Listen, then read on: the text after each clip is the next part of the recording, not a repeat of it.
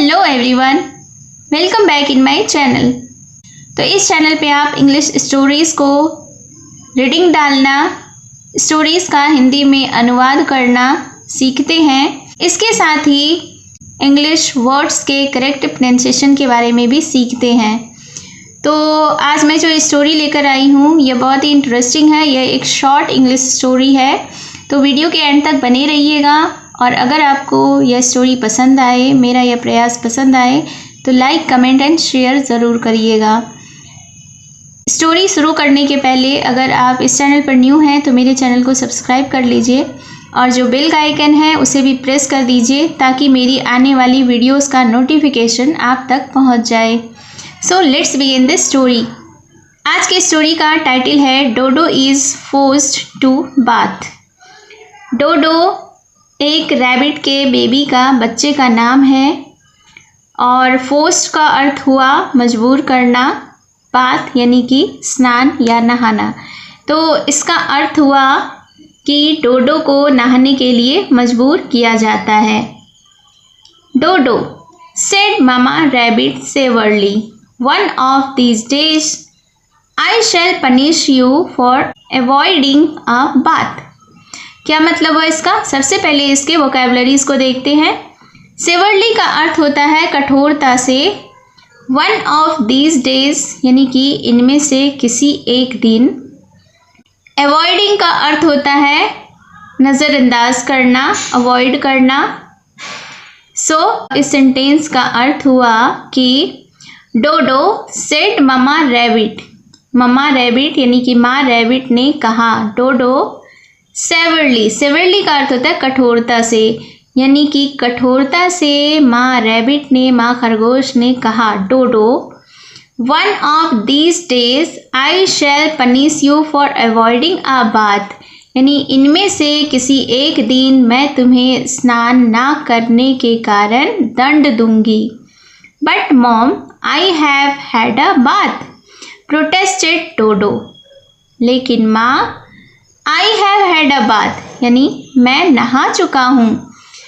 Protested यानी विरोध करना, विरोध किया। किसने? डोडो ने।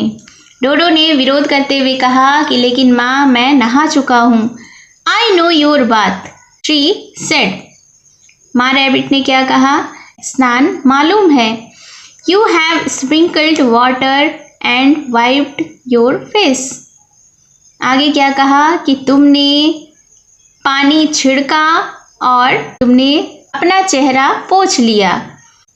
डोडो could find all kinds of excuses to skip a bath। Find यानी कि ढूंढना, all kinds of यानी हर प्रकार का, excuses यानी कि बहाना। skip का अर्थ होता है बचना। तो इस सेंटेंस का अर्थ हुआ कि डोडो जितना भी हर प्रकार के बहाने ढूंढ सकता था, ढूंढा नहाने से बचने के लिए। He pretended to be asleep or said he was running an errand just to avoid getting wet। आगे क्या हुआ? Pretended का अर्थ होता है नाटक करना। इस सेंटेंस का अर्थ हुआ कि उसने सोने का नाटक किया और उसने कहा कि वह एक काम कर रहा था। Just to avoid getting bath, सिर्फ नहाने से बचने के लिए उसने यह सब बहाना किया। वन डे एक दिन he ran off to play with Pogo the puppy who was his friend.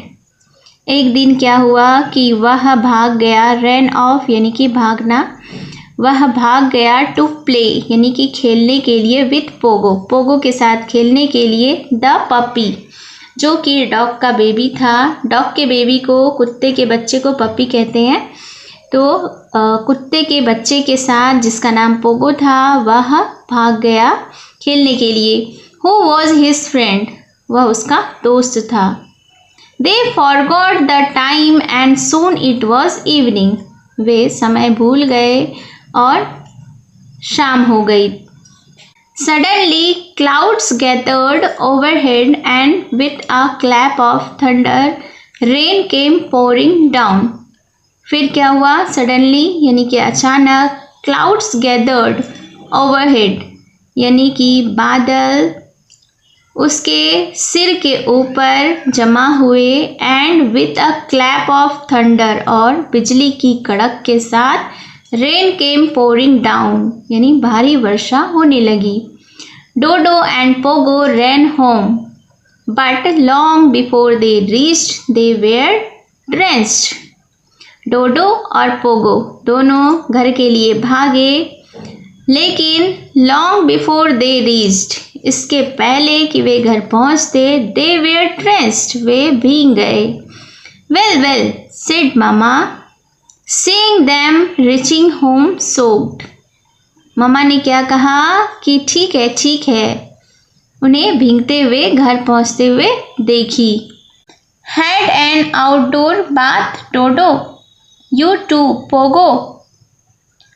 क्या कहा उसकी मम्मी ने आगे कहा कि बाहर स्नान किया डोडो, और पोगो तुमने भी।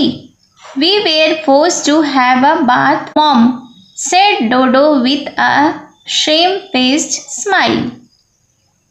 तो डोडो ने क्या कहा, we were forced to have a bath mom, यानी कि हमें नहाने के लिए मजबूर किया गया माँ। Said Dodo with a shame faced smile, यानी डोडो ने शर्मिंदगी के साथ मुस्कुराते हुए कहा। So this was the small story.